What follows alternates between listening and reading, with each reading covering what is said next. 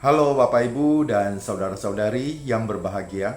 Perkenalkan, nama saya Sahari.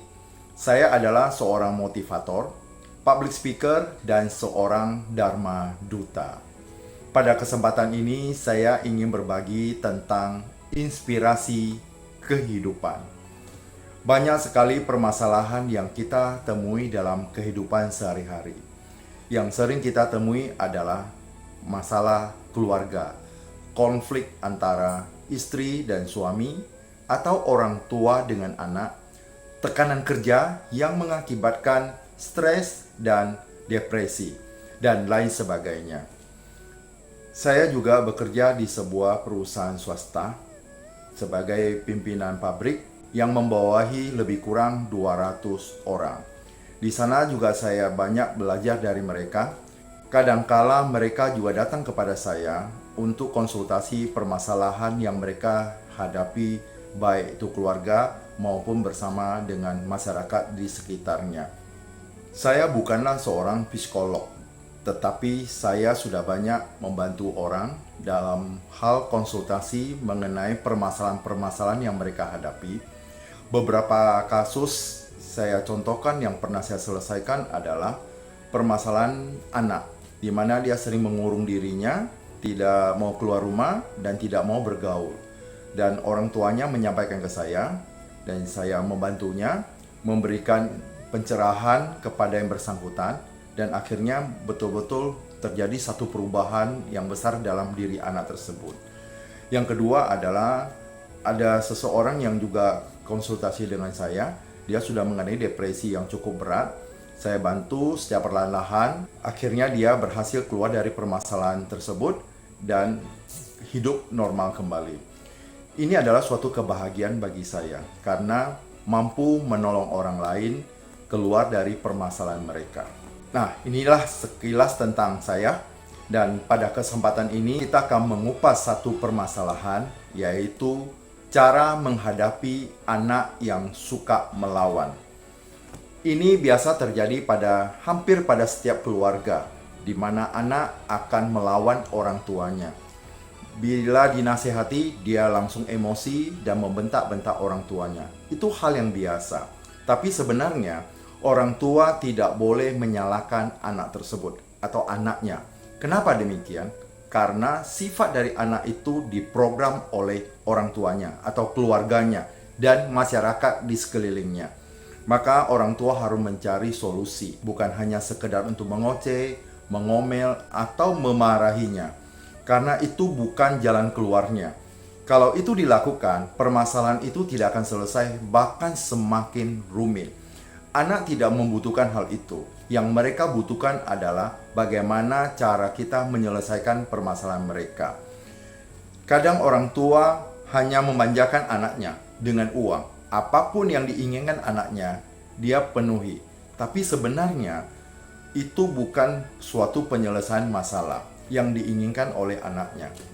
Dalam kehidupan sehari-hari, kalau anak berbuat salah, baik di dalam keluarga atau di luar, orang tua hanya bisa marah, ngomel, mengoceh, sehingga anak tidak betah di rumah dan terjadi konflik yang semakin lama semakin rumit.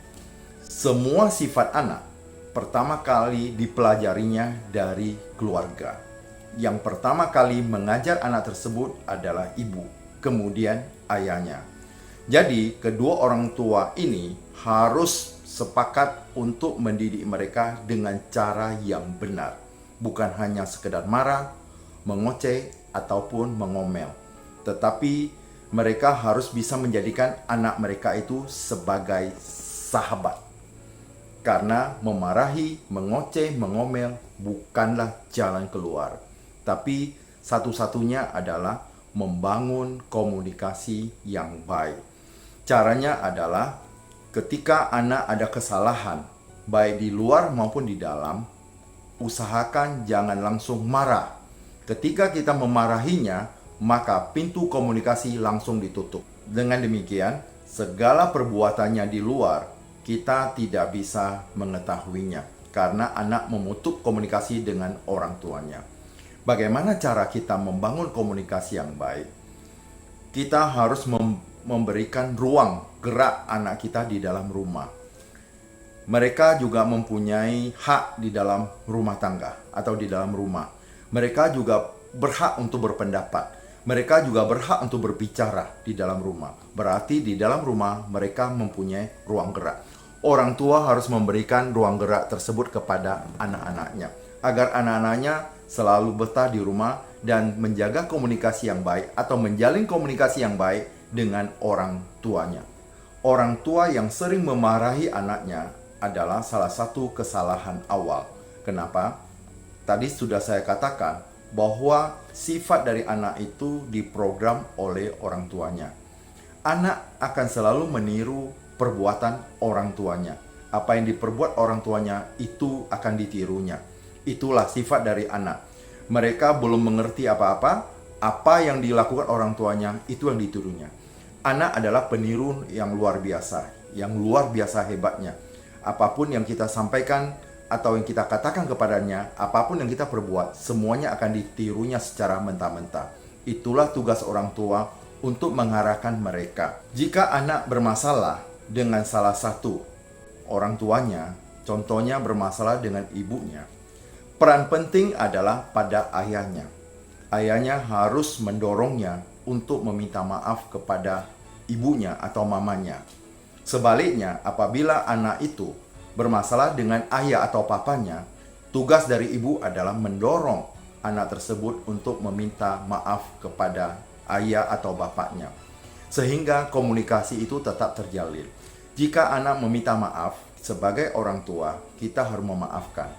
Janganlah ada masalah dengan anak kita bawa terlalu lama, karena itu juga tidak baik buat perkembangan psikologi dari anak tersebut.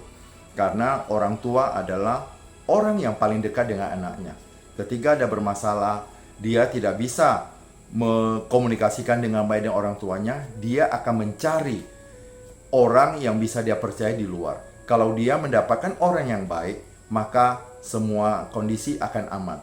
Sebaliknya, kalau dia mendapatkan teman yang tidak baik, maka permasalahan itu bukan semakin baik, tetapi akan semakin buruk. Anak milenial sekarang ini bukan seperti kita zaman dulu yang bisa dimarah, dibentak oleh orang tua. Zaman sekarang, anak bahkan jauh lebih pintar dari kita. Salah satu contoh, pada saat anak masih kecil, orang tua mengajarnya untuk menggunakan HP. Bagaimana SMS, bagaimana untuk telepon. Tetapi setelah mereka dewasa, setelah 17 tahun ke atas, siapa yang mengajar siapa? Anak yang mengajar orang tuanya. Kenapa? Karena mereka jauh, mereka sebagai remaja, generasi muda, mereka belajar lebih cepat dari kita. Sehingga seperti saya, dulu saya mengajarkan putri saya untuk telepon SMS. Tapi sekarang, dengan keluarkan HP Android, banyak hal yang kita tidak mengerti, justru mereka lah yang mengajar kita. Jadi jangan sekali-sekali kita katakan bahwa orang tua makan garam lebih banyak daripada Anda makan nasi. Itu zaman dulu bisa dipergunakan. Zaman sekarang tidak bisa dipergunakan lagi. Karena sekarang zaman teknologi, zaman digital. Anak muda, remaja jauh lebih pintar dari kita sebagai orang tuanya. Kita sebagai orang tua harus mengakui itu dan harus belajar dengan mereka. Dengan demikian, kita harus menjadikan anak kita sebagai sahabat. Komunikasilah mereka dengan baik. Berikan mereka ruang gerak di dalam rumah. Jika ada permasalahan di dalam rumah atau ada satu keputusan penting, jika anak kita sudah remaja, libatkan mereka di dalam mengambil suatu keputusan. Misalnya, kita ada permasalahan, kita pikirkan, kita panggil anak kita ceritakan semua permasalahan itu dan menurut pendapat mereka gimana. Dan menurut pendapat mereka seperti apa. Kalau semua kita sudah kumpulkan semua suara dari mereka atau pendapat dari mereka, baru kita memikirkan jalan terbaik dari semua pendapat yang ada. Ketika kita melibatkan mereka, mereka merasa bahwa mereka mempunyai manfaat atau fungsi di dalam keluarga. Mereka dihargai. Mereka juga diikut sertakan di dalam semua permasalahan keluarga. Itu adalah suatu kehormatan buat mereka. Dengan demikian, hubungan antara orang tua dengan anak akan harmonis. Yakinlah, Jika Anda punya masalah dengan anak, yang paling penting harus membangun komunikasi yang baik. Sedini mungkin, bangunlah komunikasi dengan cara yang positif, sehingga pertumbuhan mereka dari anak-anak menjadi remaja, apabila dengan komunikasi yang baik, maka mereka antara anak dengan orang tua akan terjalin dengan harmonis. Itu pasti. Silakan dicoba bagi saudara-saudari yang sudah punya anak, yang masih bayi dan masih anak-anak sampai mereka remaja, bangunlah komunikasi yang baik. Jika kita bangun komunikasi yang baik, maka semua informasi yang mereka perbuat baik di dalam rumah maupun di luar akan dapat diupdate oleh kedua orang tuanya. Ini sudah pengalaman dari saya terhadap kedua putri saya. Apapun permasalahan mereka di luar, mereka selalu bercerita. Kenapa mereka bercerita? Karena saya dan mamanya sebagai orang tua tidak memarahinya. Justru ketika mereka berbicara itulah kita bisa balik memberikan contoh bahwa segala perbuatan yang jahat pasti hasilnya akan tidak baik. Sebaliknya, semua perbuatan yang baik hasilnya pasti baik. Jadi kita harus mampu membaca kondisi kapan kita memberikan nasihat kepada mereka dengan contoh-contoh yang konkret, sehingga mereka memahami dan mereka menyadari bahwa orang tua itu adalah orang tua yang betul-betul menyayanginya dan memperhatikan mereka apa kebutuhannya. Itu yang harus orang tua lakukan. Sayangilah anak-anakmu karena mereka adalah generasi penerus. Jika kita selalu mengajar anak kita untuk membalas dendam, bersiap-siaplah karena suatu saat dia juga akan mendendam pada orang tuanya.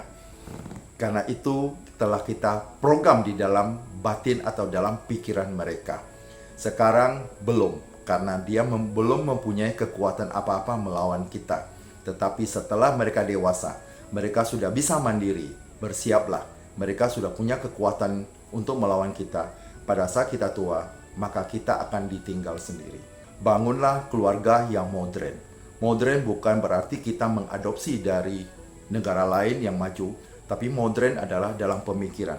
Bagaimana membangun komunikasi yang baik, harmonis di dalam hidup berumah tangga beserta istri dan anak-anak. Itulah keluarga yang modern. Terima kasih, semoga sukses, salam sehat. Terima kasih.